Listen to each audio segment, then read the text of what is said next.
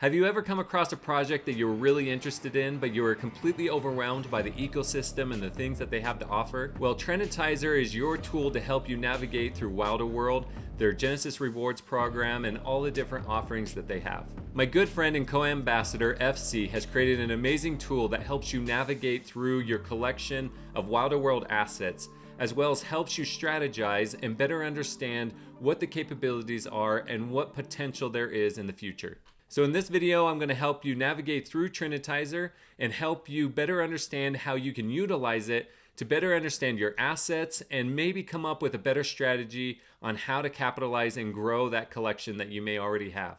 So when you first come into Trinityzer, you will see this first loading page where you're able to come in and add in a wallet.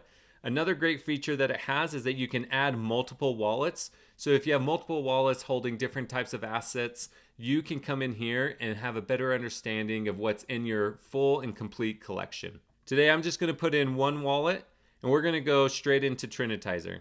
So as soon as you add in your wallet, it'll quickly load up your collection, and here you can kind of see a menu of different tabs. This is the wallet tab, and it kind of tells me that we have 23 Trinities, and it displays it in a way that you can kind of see what you have. And so here you can kind of see our better assets are up here at the top, and you can just navigate through and see all the different collection pieces that you have and the assets. Up here you can hit the switch to chains button, and what it'll do is max out the chains of your Trinities. So right now there are 8 industries within Wilder World. You've got land and gens, motos, wheels, beasts, crafts, kicks or air wilds, and the cribs. And so you can kind of see our 8 collections. Down here we have a max chain, but we finish it out with 2 wildcards. Once you come up here and you hit NFT gallery, this is a place that you would be able to go through and take images. So it just loads up all the images of your collection.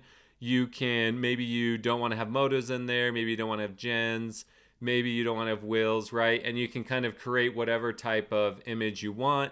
And then you can come down here and take a look at what you want to put up. So just add, maybe you want to put in your own personal text, maybe you want to put a different type of QR code or image. You can come into here and widen the radius or the borders of different things and kind of change out the image that way. You can come in here and arrange it. So on each one of these, you can maybe take away one, you can rotate it. You can come up here and make it bigger, and you can really just start to really work with it and be creative and create the image that you're looking for. And something else I forgot to tell you, that up here and pick your style, you can actually change the background. I prefer a dark background myself, and so it kind of can help you change the image and really make all of those assets pop. But down here, once you have what you want, you can hit create image. It takes a little bit of time, but then your image will be loaded. It'll kind of give you a preview here, and then here you would be able to hit download. Then once you have it downloaded, you can come up here and you can kind of go through. You can go to rewards. Rewards kind of gives you a nice quick look at what assets you have. So I can see here I have 23 gens, 12 motos, 14 wheels, 9 wolves, 2 crafts, 1 kicks, right? Like it really starts to show us what we have. And then we can go through and kind of see, it gives you kind of, if you look on the market right now, these are some things you could do to create more Trinities at the cheapest price. And then after you've kind of taken a look there, you can go into trading. Trading is where you can kind of come in and take a look at what assets are on each one of the marketplaces. So here it'll show you the different floor prices of everything. So this is really nice if you're just trying to track where the floor prices are going in each one of the collections. You can easily do that here. You can come up here and like add a moto and add wolves. You'll start to see the different collections. You can see some of the pricing and what the floor is and what's on the market, and just kind of navigate through and have like a one-stop shop to gain information, create a strategy, and then be able to execute on it. And then you would be able to go to each one of the marketplaces in order to then purchase an asset that you have your eye on. And then after you've kind of looked through this, you're able to then go into Rarity. Rarity is exactly what it is. You can also inspect the wallet and here it's showing us which ones are the most rare. I like to click on these and it kind of shows you the rarity of each one. So here I click and it shows me the rarity. So our W1 is the 36th most rare wheels in the collection. But if you're looking for the rarity of an asset not in your collection, you would just get the OpenSea URL, you would paste it in here, you would say check rarity, and then it would bring you down and show you the rarity of that asset. You can then come up here and go to Metropolis. I'm gonna have a bunch of these analytics blurred out for own personal privacy, but here you would go through and you would see different things like the inflows and outflows. You would be able to see the total unclaimed rewards that you have and the total pool balance. And then once you go to the next one, you would kind of see staking rewards unlock schedule across the board, and so it kind of gives you all the information. You then go over to the next window and it gives you some of the important KPIs. So you can kind of see the overall big picture of the reserve value USD. You can see how things are broken up with the number of wild within the liquidity pool as well as the number of WETH. Then you go over to the next window and you can go through and kind of just look at the different analytics of everything that's happening on the contract. So you can look at the different staking and farming history here. And then once you get here, you would see my liquidity pool staking video, which is a great step-by-step instruction if you want to be involved in liquidity pool farming. And the latest update to Trinityzer is the Land Bureau, which gives us some great information. This is the crown jewel of Trinityzer. There is so much information about land on here that helps strip down some of the complexities. And so when you first come here, I want you to understand there's going to be 3 different views. You're going to have an island view, you're going to have a district view, and then you're going to get this like closer up, almost like building view of each one of the different land plots. So here you can see you have this menu over here on the side with mine land plots, points of interest. So as soon as you click that, if I click this off, all it'll show is the points of interest. If I click those off, it'll just show us a good view of the skyline. So if you put in my plots, it'll kind of just show the 6 that we have within Wild Pineapple DAO. You can also change the coloring here to show what is mixed use, industrial, commercial, and residential. You can also do urban map, which would just click us to this area that would show kind of a top-down bird's eye view. And then you can click on district data, which just brings you up a bunch of really cool information about each one of the different districts within Wilder World. So if you wanted to have better information about each one of the neighborhoods, you would click into one of these neighborhoods. Let's go into Little Meow. Then it gives you a little bit more options. One of my favorite is this Love the Birds kind of animation. I think it's a great little touch. He did an incredible job with this. So if we don't want to have like zoning, we just want to see all of Little Meow, we can do that. The zoning type does kind of help break it down a little bit for you to be able to better see. And so this basically just gives us an overview of what's in the district. These kind of floating things here are different parcels or different plots for sale. You can click on these bottom little buttons along the bottom and it'll bring you up a different section within that district or neighborhood. So once you're in here, some of the things you're able to do is once you have something highlighted, you can click it and it'll lock it so that this doesn't move anymore. And what you then can do is pin an item, and then over here on the side it gives you a little bit more information.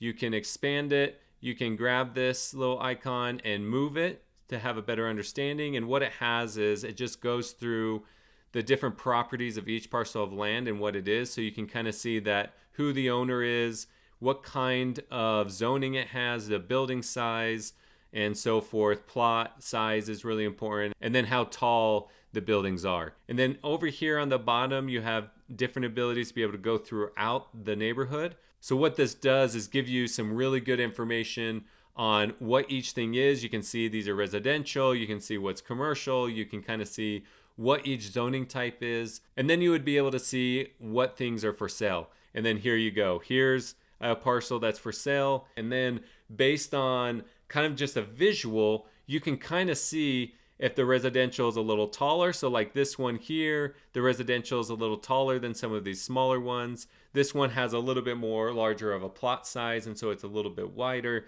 And you can really start to strip down some of the confusion and have a lot more visual understanding of what's going on. You can also look at the market lists of the different things that might be for sale. So you can kind of make it a little bit easier for yourself by hitting this market listing icon. Some options that you have down here at the bottom is if you want to look for a particular item. So we, I think, have 251, I think it is, and flashing lights. You can hit that on the bottom and then it would take you to it. And actually I was right. Look at that, 251. This is an incredible tool to be able to just kind of strip down some of the confusion and have a better understanding of everything. FC did a really, really good job. And hopefully I've kind of gone through all of the different features.